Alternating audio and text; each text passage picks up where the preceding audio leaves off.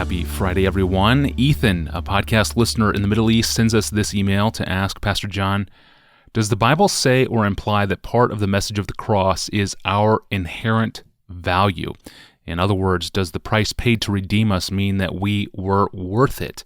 And if the cross tells believers about our value, what about those for whom Christ did not die? Are they less valuable? What would you say to Ethan? This kind of question has been around my entire adult life. I've been responding to this question. I can remember back at Bethel, I've been responding to this question for over 40 years. And I've heard people say things like, if you want to see how much you are worth, look at the price God was willing to pay for you. Or sometimes it comes in a little more ambiguous form, God don't die for trash. Now, the response that is needed for each of those kinds of statements is a little different, but basically the same. The Bible does not portray the cross of Christ as a display of the prior value of what he purchased by it. Just the opposite. The cross is a display of the hopeless, undeserving, dirty, sinful, guilty, rebellious, corrupted condition of the people who were purchased.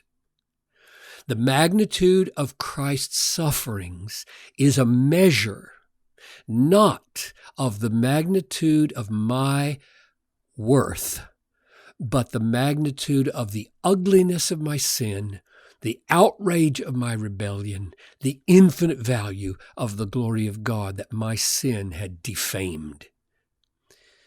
Did God die for trash?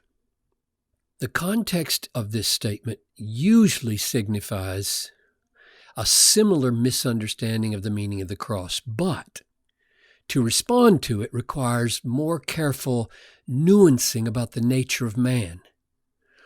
The short answer is that man is not trash, but an amazing being in the image of God who has prostituted his dignity to such a degree that he is worse than trash.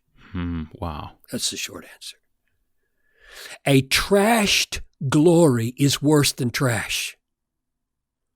A genius turned murderer is worse than an unintelligent person turned murderer. The prostitution of greatness is morally worse than the wasting of weakness. Man was created in the image of God.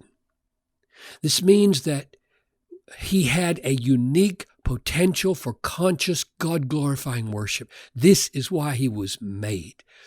This is precisely what he lost in the fall. His worshiping soul vanished. He may still be able to invent computers and travel to Mars and build skyscrapers, but all of these are prostituted capacities wherever they are not done in reliance upon God and for the glory of God. And that prostitution of worshiping potential is worse than if he were only created with trash-like possibilities. Before Paul describes the meaning of the cross of Christ, he describes the catastrophic corruption of the greatness of man. Romans 3:9. What then? Are we Jews any better off? No, not at all. For we have already charged that both Jews and Greeks are under sin. As it is written, none is righteous. No, not one. No one understands. No one seeks for God. The ultimate evil of human sin is the belittling of the glory of God by exchanging that glory for lesser things and thus communicating that God is of less value than what he has made. This is what Paul meant in Romans 3:23 when he said, all have sinned and fall short of or lack, because we've exchanged it, the glory of God, the more you exalt the wonder of human capacities, the more you indict human beings as morally heinous. It is precisely the throwing away of our greatest dignity as people with capacities to know and love God that constitutes our lowest evil. It's the throwing away of the greatness that is the lowness of the evil and our loss of all inborn worth that we were created to use for God's glory. Therefore, when God sends Jesus to die for us, he is most emphatically not coming to pay a price that signals our prior innate value. Paul says, while we were yet weak, at the right time Christ died for the ungodly. Scarcely will one die for a righteous person. Perhaps one would die for a good person. But God shows his love for us in that while we were yet sinners, Christ died for us. The logic of those verses is inescapably plain. Everything about us was undeserving of what God paid for us. This is the very meaning of grace. And if someone says, but he didn't die for horses, my response is, horses would have been easier to die for. The fact that he chose to die for humans instead of animals is not because we were more deserving, but because he meant to create what he had thrown away, namely what we had thrown away, namely worshiping souls. Therefore, it is right to say Christ did not die to respond to innate value. He died to create spirit-wrought value. Ephesians 2:10. We are his workmanship, created in Christ Jesus for good works, which God prepared beforehand that we should walk in them. Oh, there is worth. There is value in the new creation with all of its worshiping bent. So my answer to Ethan's question is no.